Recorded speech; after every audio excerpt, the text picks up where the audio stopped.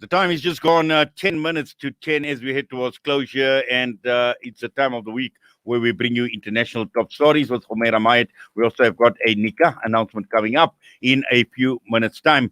And obviously, looking at the international stories, I'm sure a number of stories that Humaira will be focusing on will relate to what is happening in Palestine, and also looking at some of other developments across the world, some other stories of interest. Humaira, assalamu alaikum wa rahmatullahi wa barakatuh. Yes, Jazakallah to you as well for joining us this morning. Obviously, a wonderful day of Jum'ah. We've heard about the ceasefire. We've spoken to people out of Gaza. We've spoken to Abir Zayad out of Jerusalem this morning as well. What have you got for us this morning, Humaira?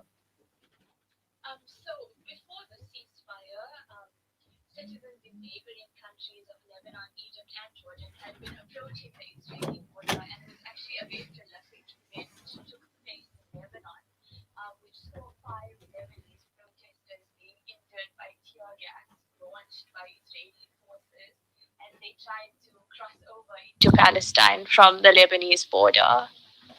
Yes, obviously that's quite interesting, and obviously this will have some sort of impact, on both these countries.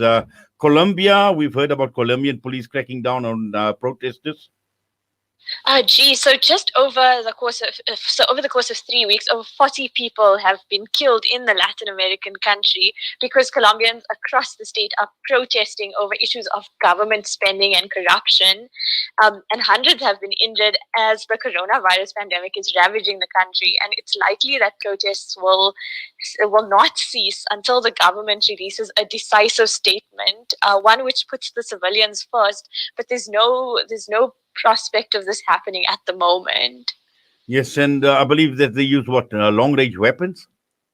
Yeah, they've been using heavy militant weapons on civilians, resulting in 40 deaths and really thousands being injured, many of them protesters in the biggest cities in Colombia.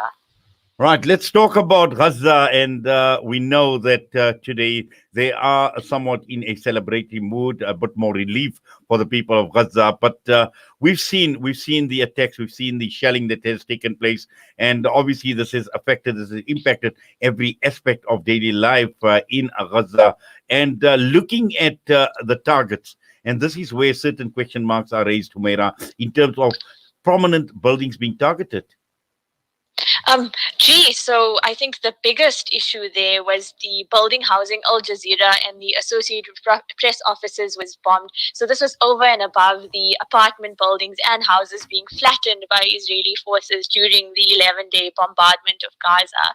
And many have argued that Israel is carrying out these attacks in the hopes of disfiguring Gaza and setting the Gaza Strip as far back as possible. But Palestinians, however, as we know, are a resilient people, and Gaza is already rising from the ashes, like you'd mentioned, in the face of the ceasefire. Well, inshallah, we hope that all goes well. But as always, Humaira, Jazakallah for your time with us this morning here on Salam Media, and also giving us these international stories. Looking forward to next week once again. Jazakallah so much. I'm also looking forward to next week. Inshallah. Assalamu alaikum wa rahmatullah. Wa alaikum salam. That was Humaira Mayet joining us this morning with international top stories. And we have got the nikah announcement coming up.